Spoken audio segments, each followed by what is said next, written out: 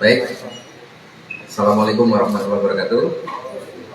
Rekan-rekan sekalian, pada siang hari ini kami dari Polres Metro Jakarta Selatan akan menyampaikan rilis terkait dengan peristiwa di Duren 3, tepatnya di rumah petinggi Polri, salah satu petinggi Polri.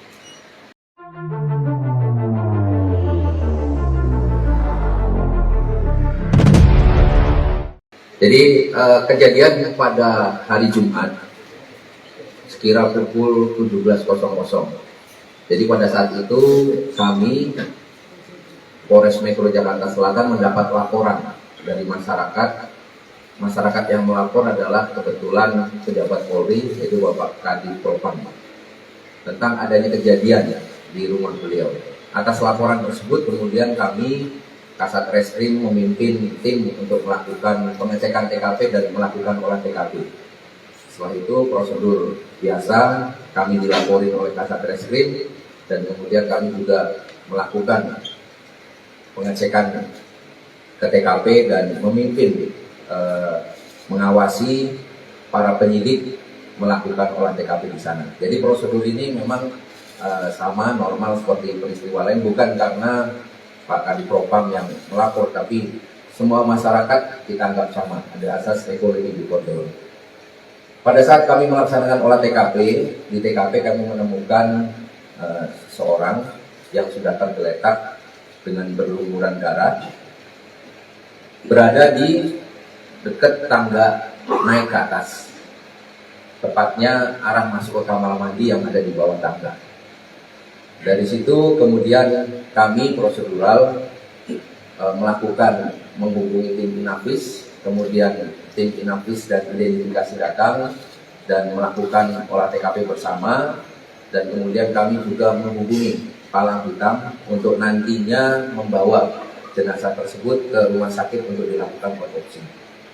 Dari hasil proses olah TKP yang kami lakukan, kami di sana menemukan beberapa barang bukti, baik itu senjata maupun selongsong serta proyektil peluru. Dari apa yang kami lakukan, maka kami melihat bahwa di tempat tersebut diduga terjadi peristiwa pidana, sehingga kemudian kami melakukan proses olah TKP secara teliti, di mana kami melihat bahwa proses ini dari saksi yang pertama kali melihat peristiwa tersebut, saksi R yang sudah kami lakukan pemeriksaan saat ini, melihat bahwa pada saat itu Brigadir J itu melakukan penembakan terlebih dahulu ke arah Barada RE. Dari situlah kemudian kami melakukan pendalaman dan didapat suatu hasil pemeriksaan yang kami lakukan bahwa pada saat itu Brigadir J itu masuk ke kamar pribadi yang saat itu ada Ibu Kadif Propam. Perlu rekan-rekan ketahui bahwa rumah tersebut adalah rumah singgah. Jadi selama pandemi, rumah tersebut dipakai oleh keluarga tersebut untuk melakukan isolasi mandiri apabila ada anggota keluarganya yang baru saja pulang dari luar kota, melakukan tes PCR, kemudian sambil menunggu hasil PCR keluar, maka akan melakukan isolasi di rumah tersebut. Sehingga rumah tersebut adalah rumah persinggahan, dengan rumah aslinya sendiri kurang lebih 1 km dari rumah tersebut. Setelah berada di kamar sambil menunggu karena lelah mungkin pulang dari luar kota, Ibu sempat tertidur. Nah, pada saat itu tidak diketahui oleh orang lain, tiba-tiba Brigadir J masuk dan kemudian melakukan pelecehan terhadap Ibu. Ibu sempat teriak dan kemudian sempat minta tolong ya kepada personel lain yang memang berada di rumah tersebut. Jadi Ibu teriak minta tolong kepada saudara RE dan saudara R. berapa kali minta tolong, dan teriakan ini rupanya membuat saudara J mungkin panik, sehingga pada saat itu juga mendengar ada suara langkah yang turun dari, kebetulan saudara RE berada di lantai 2 rumah tersebut bersama dengan saksi K. Dari situ kemudian saudara RE, karena berada tangganya itu letter L, ya, baru separuh tangga, kemudian melihat saudara J keluar dari kamar tersebut, menanyakan ada apa. Bukan dijawab, tapi dilakukan dengan penembakan. Pada saat itu tembakan yang dikeluarkan atau dilakukan oleh saudara J tidak mengenai saudara RE, hanya mengenai tembok, sehingga saudara RE berlindung di balik tangga yang arah naiknya. Kemudian karena saudara RE juga dibekali dengan senjata, dia kemudian mengeluarkan senjata yang ada di pinggangnya. Nah, ini kemudian terjadi penembakan, di mana beberapa kali kalau kita lihat dari TKP, kami menemukan adanya bekas tembakan di tembok yang ada di tangga itu sebanyak 7 bekas atau titik tembakan. Kemudian kami juga menemukan berdasarkan hasil otopsi, ini ada hasil otopsi tapi masih sementara, ya.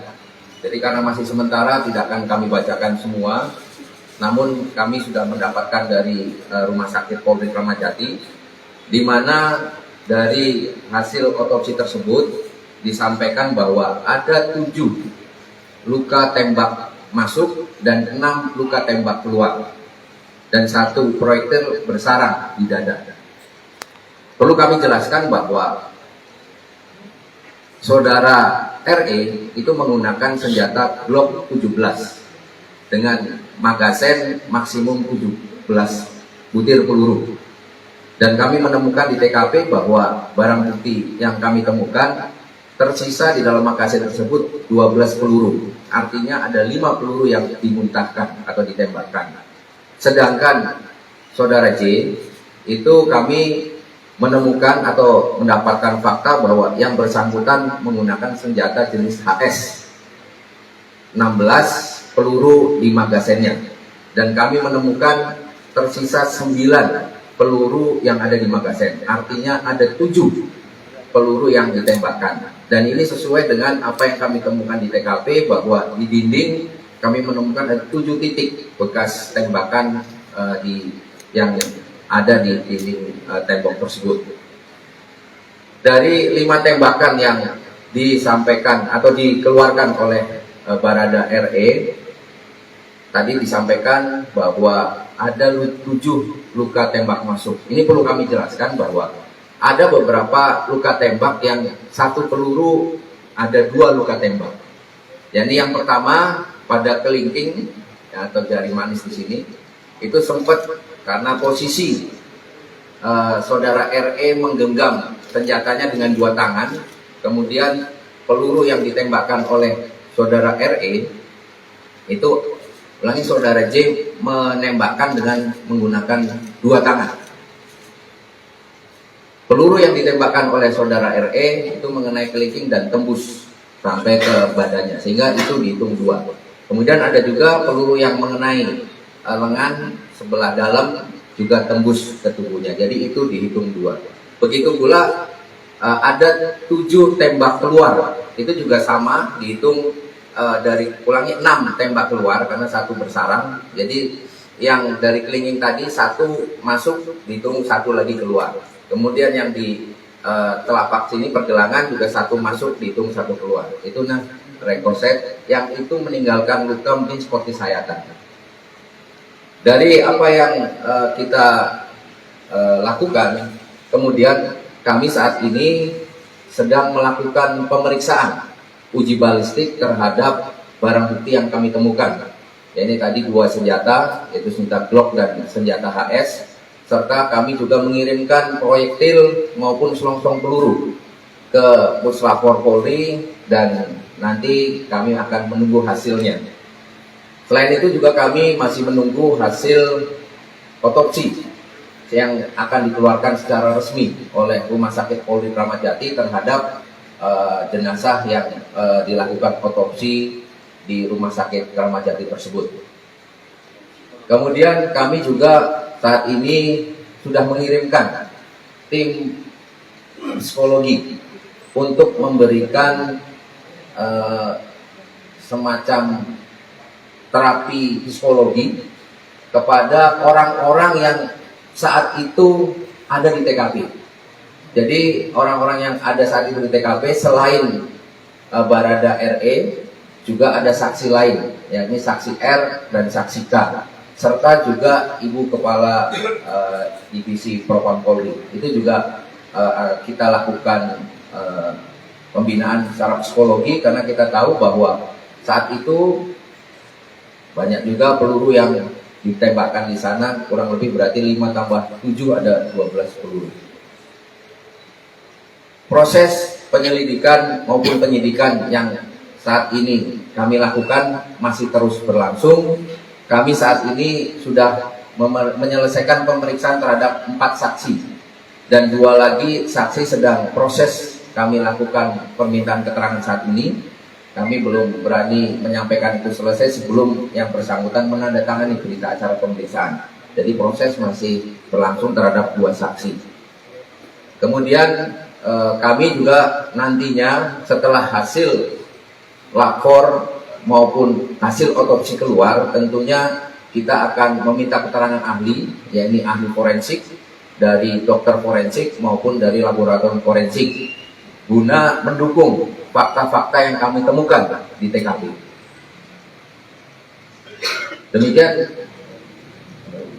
Demikian mungkin yang bisa kami sampaikan informasi ini, dan perlu kami sampaikan lagi bahwa Brigadir J pada saat masuk tadi ke ruang ibu, pada saat sesaat telah melakukan pelecehan, dia juga sempat menodongkan senjata ke kepala Ibu Kadif, ya. Jadi pada saat ibu tertidur, terbangun kaget, kemudian menegur saudara J malah membalas, "Diam kamu," sambil mengeluarkan senjata yang ada di pinggang dan menodongkan Ibu Kadif. Kemudian Ibu Kadif teriak minta tolong, dan disitulah saudara J sempat panik, apalagi mendengar ada suara langkah orang berlari yang mendekat ke arah suara permintaan tolong tersebut. Demikian yang bisa kami sampaikan. Mungkin ada yang mau ditanyakan? Pak. CCTV bagaimana, Pak? Pak, ada CCTV yang di kita. 1, 2, 3 ya, dari kiri dulu ya.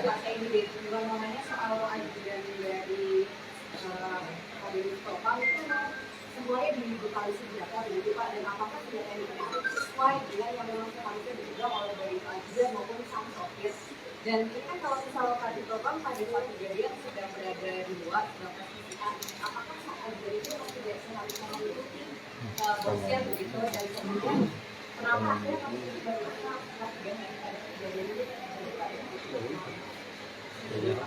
Baik, saya jawab satu-satu ya. Jadi memang saudara RE itu ajudan dari Kadif Propam.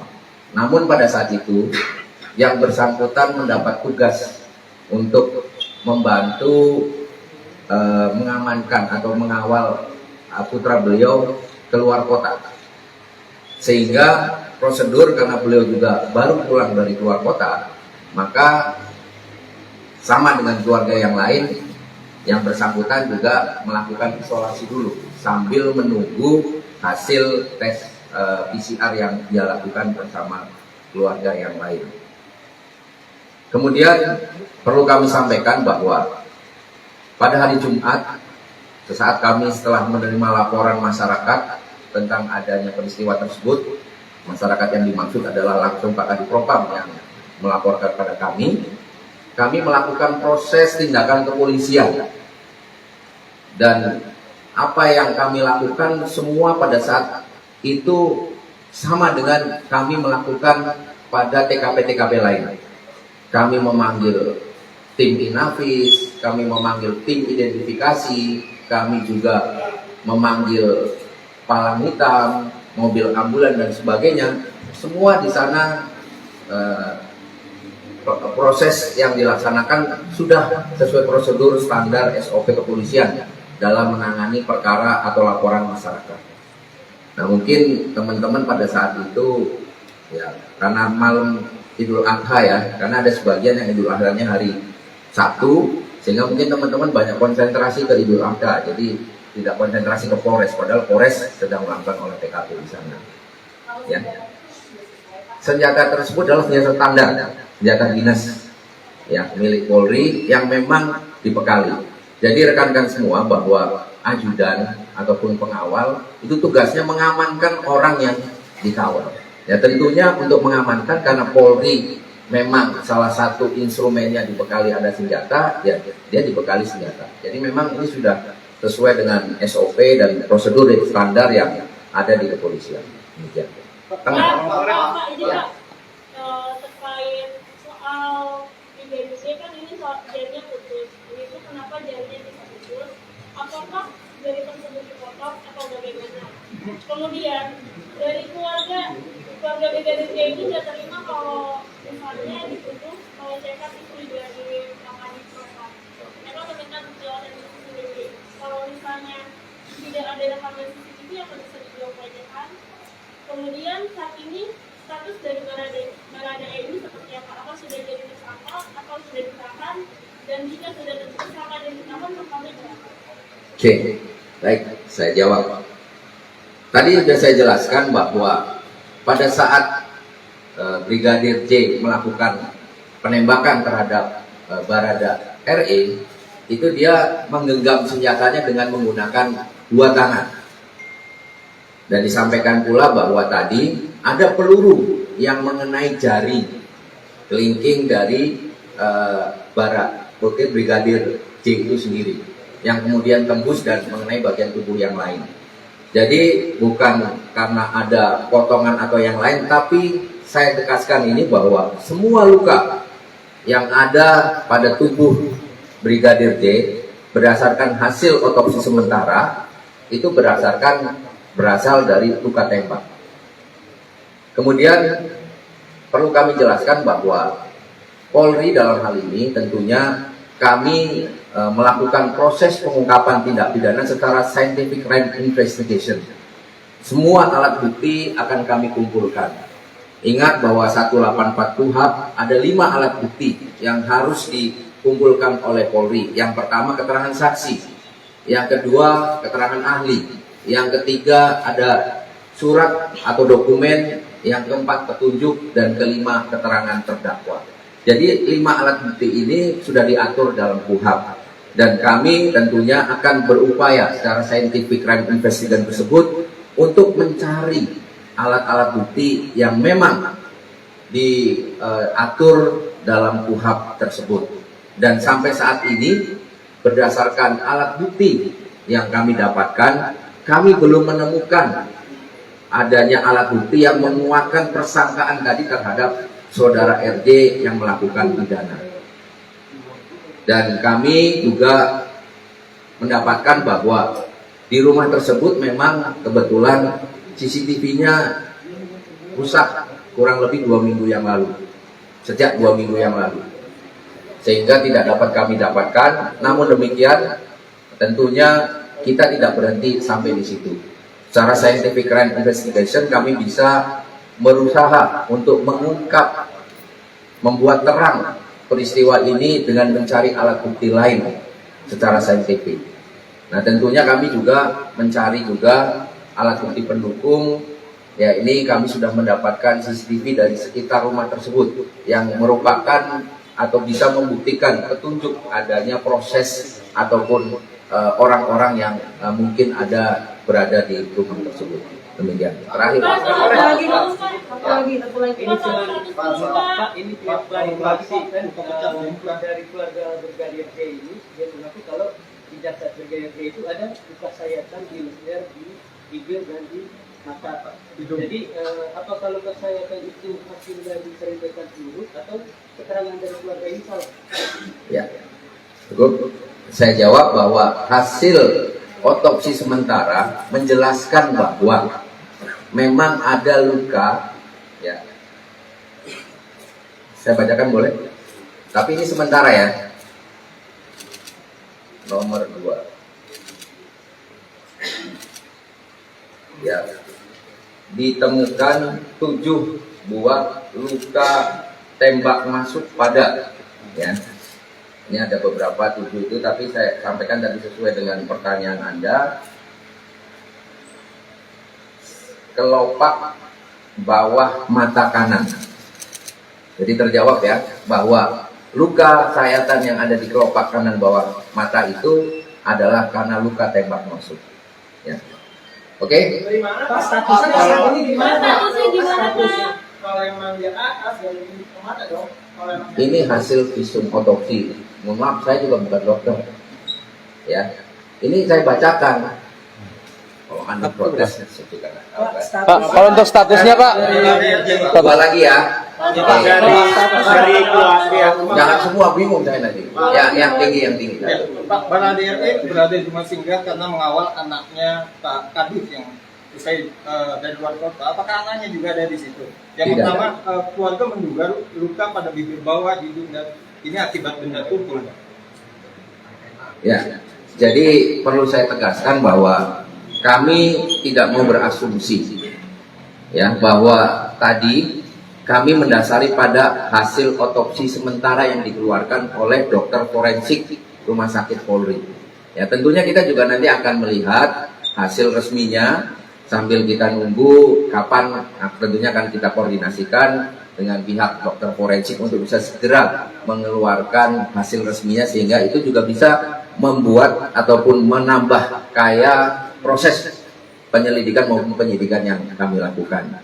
Dan kami sampaikan bahwa putra tadi yang diantar itu tidak ada, karena diantarkan keluar kota, artinya diantarkan sampai sana hingga kembali sudah tidak dengan putra tersebut. Terakhir, statusnya Pak, untuk statusnya Pak. Untuk Brigadir J sendiri itu apakah bentuk pelecehannya seperti apa sih Pak? Yang dimaksud pelecehan seksual terhadap ibu, terus belakangan ini apakah ada hubungan asmara antara ibu dan Brigadir J itu sampai Brigadir J berani untuk melakukan itu? ya, kami agak sensitif kalau menyampaikan ini. Ya, tentunya itu masuk dalam materi penyidikan yang tidak dapat kami ungkap ke publik. Yang jelas kami menerima LP atau laporan polisi dari Ibu Kadipropam dengan pasal persangkaan 335 dan 289. Ya, tentunya ini juga akan kami buktikan, akan kami proses, karena ya setiap warga negara punya hak yang sama di muka hukum, sehingga equality before the law juga akan benar-benar kami terapkan. Kemudian apa tadi satu lagi? Status Brigadir J dengan si ini Bu, dengan si ibu itu pernah ada hubungan? Tidak ada alat bukti ataupun bukti yang mendukung adanya tersebut. Jadi kami tidak mau berasumsi, kami hanya berdasarkan fakta yang kami temukan di TKP. Oke? Terakhir Pak, status Barada sendiri. Tadi kan sudah saya jawab. Ya. Perlu kami sampaikan bahwa yang bersangkutan sebagai saksi, karena sampai saat ini kami belum menemukan satu alat bukti pun, ya kan, yang mendukung untuk meningkatkan status dia sebagai tersangka. Jadi tidak ada. Jadi sebagai gambaran informasi, kebetulan ini kami juga sedang melakukan interogasi terhadap komandan Barada RE, bahwa Barada RE ini memang sebagai pelatih vertical rescue, dan di resimen pelopornya dia sebagai tim penembak nomor 1 kelas 1 di resimen pelopor. Ini yang kami dapatkan. Oke teman-teman, terima kasih. Assalamualaikum warahmatullahi wabarakatuh.